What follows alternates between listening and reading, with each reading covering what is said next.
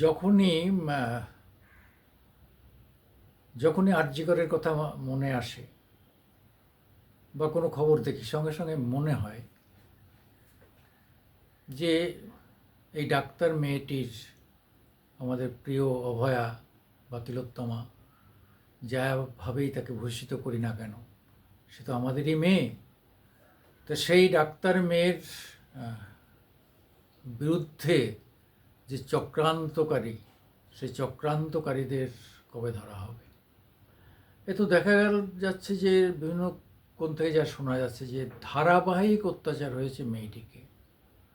আর মেয়েটি যেহেতু ওদের সঙ্গে সঙ্গ দিতে রাজি হয়নি, ওরা যখন তখন ডাকবে ওদের সঙ্গ দিতে হবে, ওদের সঙ্গে শুতে হবে, বসতে হবে, উঠতে হবে, খেতে হবে, এই মেয়েটির ব্যক্তিত্ব ছিল বলে সে রাজি হয়নি।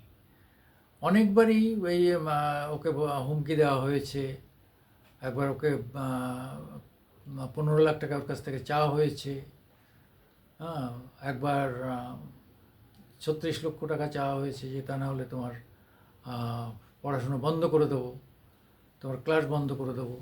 বিভিন্নভাবে অত্যাচার করেছে, অর্থাৎ হয় দেহ দাও না হলে পয়সা দাও। এই যে চক্র, এই যে এই হারামজাদা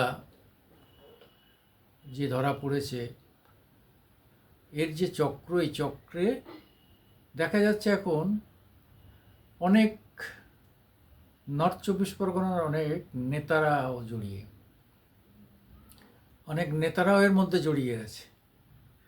নির্মল ঘোষকে ডেকে জিজ্ঞেস করা হচ্ছে। আসলে এই সব ডাক্তাররা সবসময়, আমলারা, তারা জানে যে তারা অন্যায় করবে, কিন্তু পিছনে যদি শাসক দলের মদত না থাকে তাহলে খুব বাঁচা যাবে না। বাঁচতে গেলে শাসক দলের সমর্থন দরকার। সমর্থন নিতে গেলে কোনো নেতা, এমপি, এমএলএ যাকেও ধরতে হবে। তো এখন শোনা যাচ্ছে যে নির্মল ঘোষ বহুদিনের পাপী, বহু পুরনো পাপী। আগে কংগ্রেস থেকে উনি সম্ভবত তৃণমূলে এসছেন, তৃণমূলের শুরু থেকেই আছেন, একটা না এমএলএ, যেই হোক, সে যে ভয়ঙ্কর এমএলএ সেটা সেই এলাকায় গেলে বোঝা যায় যে তিনি যত রকম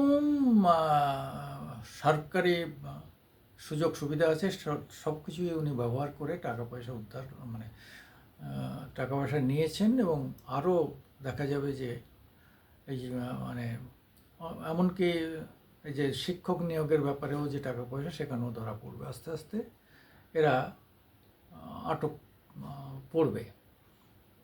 কিন্তু এই ক্ষেত্রে যে বিভিন্নভাবে মেয়েটিকে অত্যাচার করা হয়েছে, তার উপর টাকা চাওয়া হয়েছে, তার বিভিন্নভাবে তার উপর যে অত্যাচার হয়েছে ধারাবাহিকভাবে, এটা অনেকেই জানতেন, কিন্তু এটা বাইরে বের করতে পারেননি। কারণ হচ্ছে এই যে সন্দীপ ঘোষ, এই যে এমএলএ নির্মল ঘোষ, এই যে ঘোষ চক্র, এই চক্রেরা একটা ভয়ঙ্কর পরিবেশ তৈরি করেছিল, যার ফলে শেষ পর্যন্ত মেয়েটিকে মেরে তার সঙ্গে সহবাস করে একটা চূড়ান্ত জায়গায় গেল।